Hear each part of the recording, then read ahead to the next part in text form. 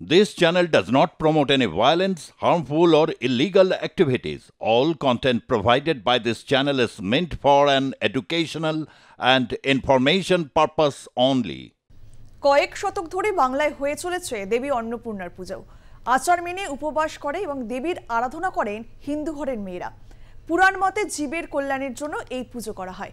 চৈত্র মাসে বাসন্তী পুজোর পাশাপাশি অন্নপূর্ণা পুজোতেও মেতে ওঠেন মর্তবাসী।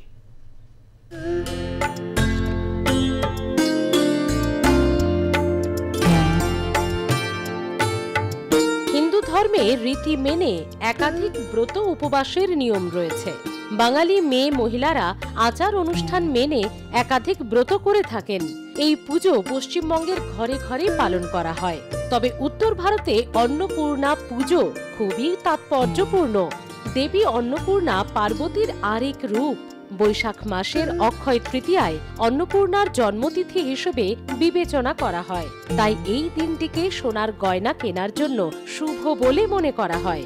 অন্নপূর্ণা শুধু ভাত কাপড়ের ব্যবস্থাই করেন না, তিনি ভক্তদের সকল দুঃখ হরণ করে চির আনন্দ লাভের দরজাও খুলে দেন। পশ্চিমী বিশ্ব তাকে হিন্দু রান্নার দেবতা বলে আরাধনা করেন। চৈত্র মাসের শুক্লাষ্টমী তিথিতে অন্নপূর্ণা পুজো করা হয়। অন্নপূর্ণার পুজো করলে গৃহে অন্নাভাব থাকে না। কৃষ্ণানন্দ রচিত তন্ত্রসার গ্রন্থে পূজার বিস্তারিত বর্ণনা পাওয়া যায়। বিবাহের পর কৈলাসে শিব ও পার্বতী সুখে দাম্পত্য জীবন কাটাচ্ছিলেন।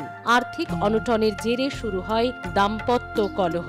দারিদ্র্যের কারণে পার্বতীর তিরস্কারে ঘর ছেড়ে ভিক্ষাবৃত্তি গ্রহণ করেন শিব। অভিমানে অন্তর্ধান হন দেবী পার্বতী। ব্যাপক দুর্ভিক্ষ দেখা দেয় ধরাধামে।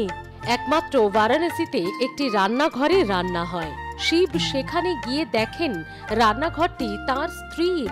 বাদামি পোশাকে ক্ষুধার্তদের খাবার বিতরণ করছেন। অন্নপূর্ণা শিবকে ভিক্ষা হিসেবে তার খাবার উৎসর্গ করেন। দেবী পার্বতীর মায়াজালের কারণে শিব যে ভিক্ষা পাচ্ছিলেন না তা তিনি ঘুণাক্ষরেও টের পাননি।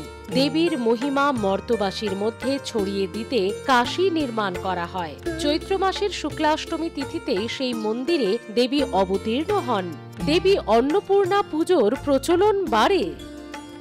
দেবী অন্নপূর্ণা একাধিক নামে পূজিতা হন। 108টি নাম উচ্চারণের মাধ্যমে তার উপাসনা করা হয়।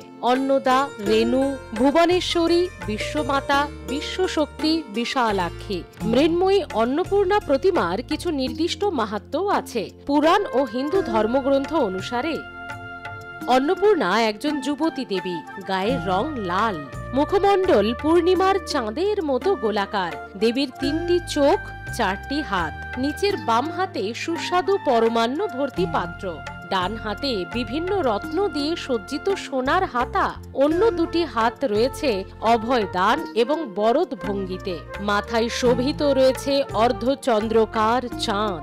ডান দিকে ভিক্ষার পাত্র নিয়ে দাঁড়িয়ে স্বয়ং শিব। অন্নপূর্ণা দেবীকে নিয়ে স্কন্দ পুরাণ, লিঙ্গ পুরাণ সহ একাধিক গ্রন্থে বিভিন্ন গল্পের মাধ্যমে তার কাহিনী বর্ণিত রয়েছে। চৈত্র নবরাত্রির 8ম দিনে পড়ে অন্নপূর্ণা পূজা। অন্নপূর্ণা পুজোর দিন মহিলা এবং শিশুরা অন্নপূর্ণা স্তোত্র পাঠ করে। প্রতীকীভাবে দেবী অন্নপূর্ণা হলেন প্রকৃতি মায়ের রূপ, যিনি সমস্ত জীবনকে লালন পালন করেন এবং আত্ম উপলব্ধির জন্য প্রস্তুত করেন। পুরাণ মতে অন্নপূর্ণা পুজো সকল জীবের কল্যাণের জন্য করা হয়। কাশীতে দেবী অন্নপূর্ণার একটি বিখ্যাত মন্দির আছে। কাশী অন্নপূর্ণা মন্দির নামেই পরিচিত মন্দিরটি। এই মন্দিরে অন্নপূর্ণা পুজো ও অন্নকূট উৎসব প্রসিদ্ধ গোটা ভারতে। দূর দূরান্ত থেকে দর্শনের জন্য মানুষ এখানে আসেন। পশ্চিমবঙ্গের ব্যারাকপুরে রয়েছে শিব শক্তি অন্নপূর্ণা মন্দির। 1857 সালে প্রতিষ্ঠিত এই মন্দিরটি দক্ষিণেশ্বর মন্দিরের আদলে তৈরি করা হয়। দক্ষিণেশ্বর থেকে শ্রী শ্রী রামকৃষ্ণ ঠাকুর 4 বার এই মন্দির পরিদর্শনে আসেন। দক্ষিণেশ্বরের মন্দির নির্মাণের 20 বছর পর এই মন্দিরটি প্রতিষ্ঠা করেন রানী রাসমণির ছোট মেয়ে জগদম্বা। প্রতি মাসের শুক্লাপক্ষের অষ্টমী তিথিতে বিশেষ পুজো হয়। এছাড়াও মধ্যপ্রদেশ, কর্ণাটক, কেরল, তামিলনাড়ু, হায়দ্রাবাদ সহ একাধিক জায়গায় অন্নপূর্ণা মন্দির দেখতে পাওয়া যায়। ব্যুরো রিপোর্ট, আর প্লাস নিউজ।